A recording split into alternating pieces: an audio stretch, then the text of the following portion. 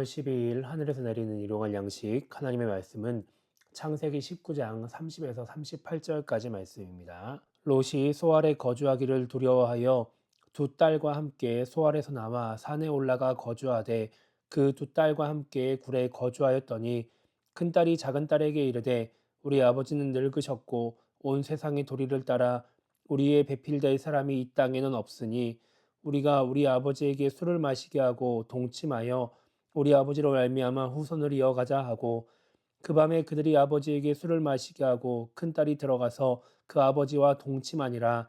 그러나 그 아버지는 그 딸이 눕고 일어나는 것을 깨닫지 못하였더라. 이튿날 큰딸이 작은딸에게 이르되 어젯밤에는 내가 우리 아버지와 동침하였으니 오늘 밤에도 우리 아버지에게 술을 마시게 하고 내가 들어가 동침하고 우리가 아버지로 말미암아 후손을 이어가자 하고 그 밤에도 그들이 아버지에게 술을 마시게 하고 작은딸이 일어나 아버지와 동침하니라. 그러나 아버지는 그 딸이 눕고 일어나는 것을 깨닫지 못하였더라. 롯의 두 딸이 아버지로 말미암아 임신하고 큰 딸은 아들을 낳아 이름을 모압이라 하였으니 오늘날 모압의 조상이요 작은 딸도 아들을 낳아 이름을 베남미라 하였으니 오늘날 암몬 자손의 조상이었더라. 아멘. 오늘 이제 우리가 읽은 말씀은 소돔이 멸망당한 후에 롯의 가정에게 있었던 일을 기록하고 있습니다. 어제 우리가 살펴본 말씀에서 이제 롯이 소알로 피한 뒤에 소돔과 고모라가 멸망을 당하게 되죠. 아마도 롯은 이제 소알에 들어가서 이 소돔과 고모라가 멸망당하는 장면을 봤을 것입니다. 그래서인지 30절은 이렇게 말씀하고 있습니다.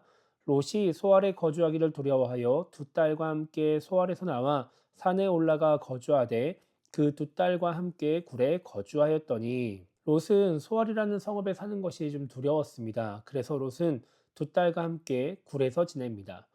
이렇게 지내면서 롯은 좀 마음이 편했는지 모르겠지만 두 딸에게는 그렇지 않았습니다.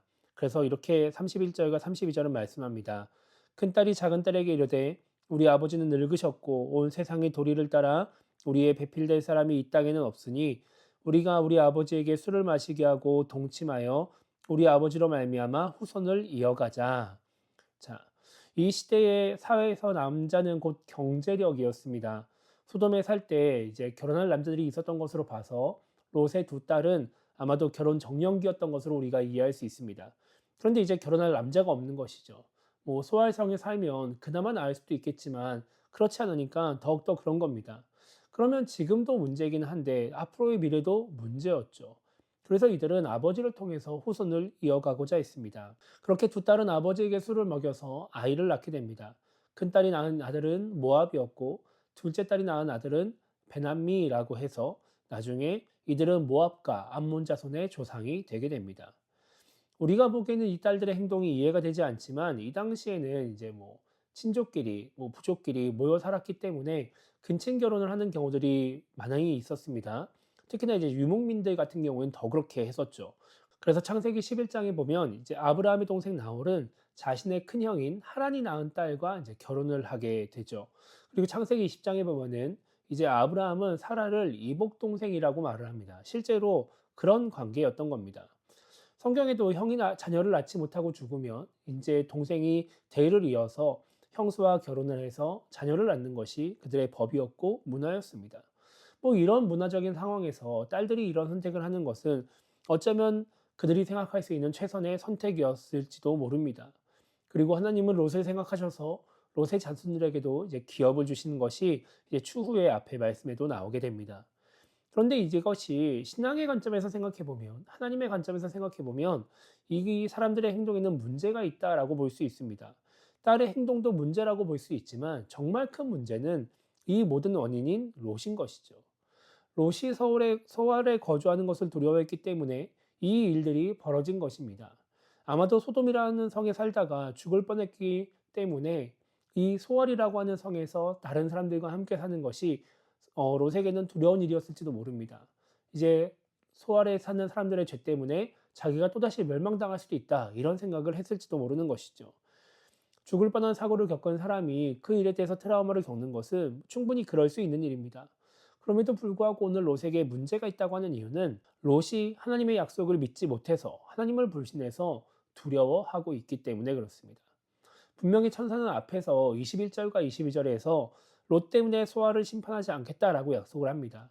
그리고 실제로 롯이 소아에 들어갈 때까지 소돔과 고모라를 심판하지 않으시고 들어간 후에 롯이 안전해진 후에 소돔과 고모라를 심판하시죠. 그러니까 하나님이 단순히 약속만 해주신 것이 아니라 실제로 그 일을 행해 보이셨음에도 불구하고 롯은 소아에 사는 것을 두려워한 겁니다. 멸망을 두려워한 것이죠. 우리도 살면서 불안해할 때가 있습니다. 과거의 일 때문에 육체적으로나 심적으로나 아픔이 있어서 트라우마를 겪을 수 있습니다. 그런데 때로는 상황이 전혀 그렇지 않음에도 불구하고 또 때로는 하나님의 약속의 말씀이 주어졌음에도 불구하고 나를 인도하시는 하나님을 불신해서 혹은 나에게 약속하신 하나님을 불신해서 이제 불안해하고 두려워할 때가 있는 것이죠. 그러면 그 두려움으로 인해서 그 두려움을 극복하기 위해서 인간적인 행동, 하나님의 뜻과는 상관없는 그런 잘못된 행동을 하게 됩니다. 그리고 그 행동으로 인해서 어려움을 겪게 되기도 하죠. 하나님에 대한 믿음이 있으면 진짜 힘든 상황도 극복할 수 있게 됩니다. 그런데 믿음이 없으면 오늘 롯과 같이 문제가 없는 상황에서도 두려워하고 불안해하고 힘들어하게 되는 겁니다.